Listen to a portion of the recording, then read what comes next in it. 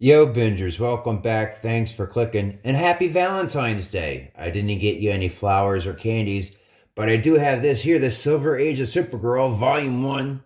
I scored at Ollie's for like $7. Plus, I probably had like a 10% or 15% off discount there. Coupon. Look, go checks. But we're going to be checking out the first story in here, which was originally printed in Action Comics number 252, which came out in 1959. Here's your credits here. The story we're going to be reading is written by Otto Binder and the art by Al Plastino. And then the cover that we're going to be seeing the next page is Kurt Swan and Stan Kay. But here we go. Introducing the Girl of Steel. Here is the heroine thousands of DC readers have been requesting for years. At last, she comes to life in the May issue of Action Comics. What is the story of her origin? How did she survive the explosion of the planet Krypton? How will she use her powers of flying, X-ray vision, and super strength? Will she be an ally or rival of Superman? For all the thrilling answers, don't miss the Supergirl from Krypton, a brand new feature beginning with the May issue of Action Comics. And we're kind of going to get a repeat of what is going on here in a minute. There he goes, the cover, 10 cents. Now let's zoom in. We all know Superman arrived on Earth in a space rocket long ago when he was Super Baby. The Man of Steel has always thought he was the sole survivor of the tragic catastrophe that destroyed his homeworld Krypton. But fate has many strange twists, and the happiest event in Superman's lonely life occurs one day, which will astound and delight all fans of Superman too. For this is not an ordinary tale of Superman, but the launching of a new member of our super family. So without further ado, we take pride in introducing the Supergirl from Krypton. Great guns. I seem to see a youngster flying, dressed in a super costume. It must be an illusion. Look again, Superman. It's me, Supergirl, and I'm real. One day in Metropolis, where Clark Kent, who is secretly Superman, works as a reporter for the Daily Planet. My super hearing picking up a roaring sound far out of town. I'll check what it is with my telescopic vision. Great guns. This is the third time he said great guns. A guided missile is about to crash. There is a human passenger in it. This is a job for Superman. I don't know if the is supposed to be his telescopic vision or the rocket crashing. Swiftly, Clark sheds his outer garments to reveal his other dynamic costume. Luckily, nobody else is in the office at the moment, but have I time to reach the rocket? It'll smash in seconds. Despite his super speed, the Man of Steel is too late. It came at greater speed than any rocket known on Earth before. In fact, it reminds me of the rocket that brought me to Earth this same way, when I was Super Baby, years ago. I survived my crash because I came from Krypton, a world of supergravity that gave me superpowers and invulnerability and Earth's lesser gravitation. But whoever was in this rocket won't come out alive. You're due for a super shock, Superman. Don't worry, Superman. I'm alive without a scratch. Great Scott, a young girl, unharmed, but that means you're invulnerable like me. Why not, Superman? I'm also from the planet Krypton. That's impossible. I was the only survivor when Krypton exploded long ago. Besides, you weren't even born at the time. To add to the mystery, why are you wearing a super costume like mine? How did you know my name? How can you speak the Earth language so well? And... Baffled Superman, let me tell you my story as my parents told it to me. When Krypton blew up, you were not the only one to escape alive. By sheer luck, a large chunk of the planet was hurled away intact, with people on it. Our street of homes is being flung free into space, saving us from the concussion that wiped out the others. Among the pitiful few survivors was a scientist, Zor-El. Fortunately, a large bubble of air came along with this chunk. Also, this food machine is still working. We can stay alive indefinitely. But their joy was short lived, for when night fell, oh, I feel weak. Great stars. The ground is glowing green. The nuclear explosion converted the shattered planet into kryptonite, an element whose radiations can poison and destroy us in time. But luckily, Zor-El had a roll of sheet metal in his lab, and that's lead, which stops all radiations. Cover all the ground around our homes. It will allow us to survive safe from the kryptonite rays. The logic in this is awesome. I love comics. Life settled down for the Krypton refugees, and some years later, Zor-El took a wife, and a daughter was born to them. Me. It's time for Kara's battle, dear. Our child can grow up safely as long as the leaden shield under our community wards off those kryptonite radiations. But fate had a cruel trick. When I had grown into girlhood, into the house, Kara, a meteor flock is smashing holes in the leaden shield, releasing kryptonite radiations. We are all doomed.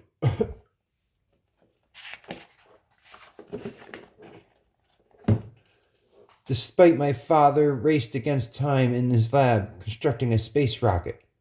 We have a month before kryptonite radiation slowly poisons the air. But before that fatal hour, this rocket will send our daughter to another world. But which world? I'll use the super space telescope to find some civilized world where Kara can grow up safely. Examining many planets, my mother spied a startling phenomenon on one particular world. Look, Mother, who's that flying man? I don't know, dear, but that is a civilized world. I'll pick up their broadcast with our space radio and decipher their language. It was Earth, of course, and after learning their language, my mother heard a program honoring their most famous hero. The city of Metropolis pays tribute today to Superman, who originally came from the planet Krypton. He gained his superpowers in Earth's lesser gravity. Then you too would have powers on Earth, Kara. We'll send you there to meet Superman, who is one of our people. My mother also made me a special costume. I'll make it like Superman's suit, so he'll know you're for a Krypton girl. So he'll know you for a Krypton girl. I can cut and sew it here, but on Earth it'll become indestructible supercloth. The space rocket is finished, too. Hurry, the kryptonite radiations are filling the air like poison. Barely in time, I was shot free of my doomed people. We have aimed the rocket for Earth. Farewell, Kara. Gasp. My father, mother, all the people are dying. I'm an orphan of space now, sob. As the tragic story of Kara, the girl from Krypton, ends. Yes, I know it was heartbreaking, Kara. I was orphaned from my parents the same way. As a baby, I was also shot away in a space rocket by my father, Jor-El. Jor-El? Why, my father's name was Zor-El. Your father's brother. Great Scott. Then you're my cousin. This is perhaps the happiest moment in Superman's life, to find he has a long-lost living relative from his native world. We may be orphans, but we have each other now. I'll take care of you like a big brother, Cousin Kara. Thanks, Cousin Superman. Chuck, you'll mean I'll come and live with you? No, that wouldn't work. You see, I've adopted a secret identity on Earth, which might be jeopardized, but I have a great idea for your future life first. First, let's see if you can fly. I can. I have superpowers just like you do, cousin. I just wanted to make sure in my youth in Smallville, I was honored as Superboy. You too can gain fame as Supergirl, the Girl of Steel. Oh, how thrilling, Superman. Can I begin my super career right away? No, Kara, you'll need long practice before you can use your superpowers properly. Meanwhile, this orphanage will be your home.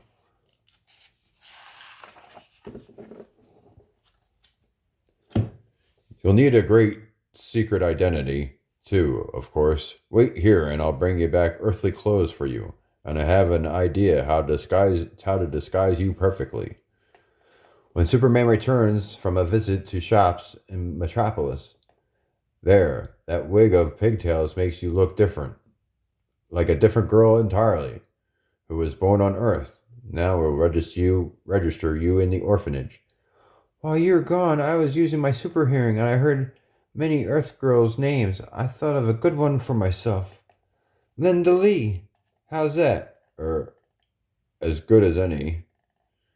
Lana Lang was my girlfriend when I was Superboy, and Lois Lane replaced her when I became Superman.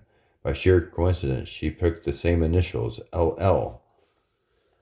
As Superman brings Linda, Supergirl, Lee into the orphanage, this poor girl, sir, lost her parents in a big disaster that wiped out her whole community. Which is true about her Krypton friends. But the headmaster will think I mean some tornado or earthquake that destroyed a town on Earth. Oh, the Superman doesn't lie loophole. You must have a good home here, my dear, or you'll have a good home here, my dear, Miss Hart. The head mistress is like a mother to all the orphan children. She will show you to your room. I guess it's time for me to say goodbye, Superman. As super cousins, speak privately for a moment. Someday the outside world will hear of you as Supergirl, but for as long time to come you'll live here quietly as an ordinary girl until you get used to earthly things. I understand, Cousin Superman. I'll keep my presence on Earth a complete secret from everyone for the time being. After Superman leaves, I'm sorry, Linda, but the orphanage is overcrowded, and this is the only room we have. I'll help you tidy it up. No, Miss Hart, I'll do it myself. When alone, no one will ever see me use my superpowers. With the door closed, I'll bend the iron leg of my cot straight. Oh, okay. This is almost like find the things in the picture, huh? Of my cot straight. That proves I have super strength too, just like my cousin Superman. When we watched through the super telescope, my mother and I saw all of Superman's powers displayed. Super breath is handy too, to dust out my room with one big blow. Whoosh. Now I'll heat my X-ray vision will fuse this cracked mirror smooth again. How they're gonna? I mean, you can sweep dirt, but like they're gonna ask about that. And then again, this is like find this stuff in the room. Also, I can use my X-ray vision through the walls to see the other orphans here. Hope I can make friends with them all. This will be my home planet now on the planet Earth. Lights out, children. Time for bed. Good night. While everyone's asleep, it's my chance to change to Supergirl and look over my new hometown. Nobody will see me in the dark, so I'm not disobeying Superman.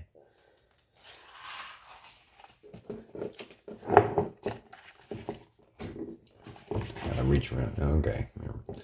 Soon, Supergirl is on a secret patrol of Midville. Midville is a pretty little town.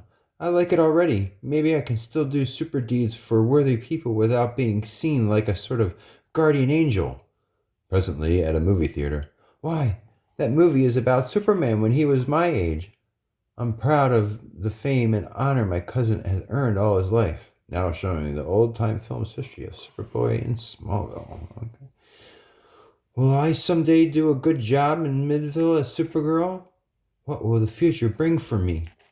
If you want to find out, readers, you can. Supergirl adventures will continue regularly hereafter in Action Comics, along with the doings of her famous cousin Superman.